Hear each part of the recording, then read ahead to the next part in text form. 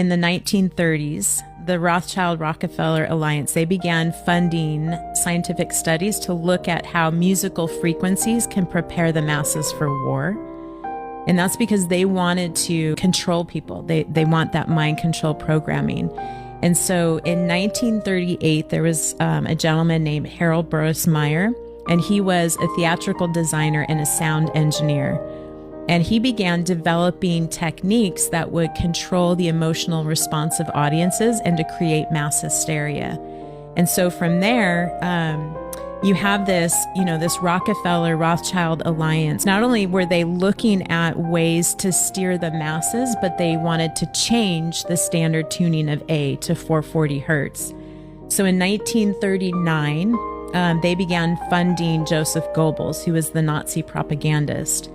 And at that time, Joseph Goebbels, he wanted to change the standard tuning of A. And so he organized a meeting in London to do that.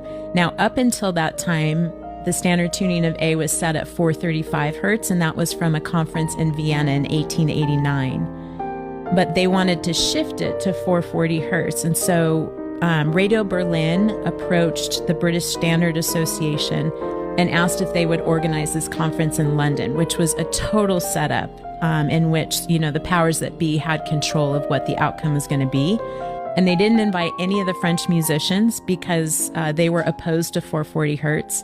And then the organizers of the conference, they interviewed musicians, the instrument makers, the physicists, and then also the sound engineers. And if any of those people were against 440 hertz, then they weren't invited to the conference. So it was all controlled.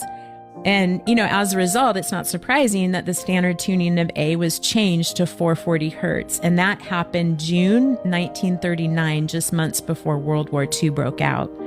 And the timing of that is no coincidence because 440 hertz is a destructive frequency. And that, it can retrain our thoughts towards disharmony, disruption, and disunity.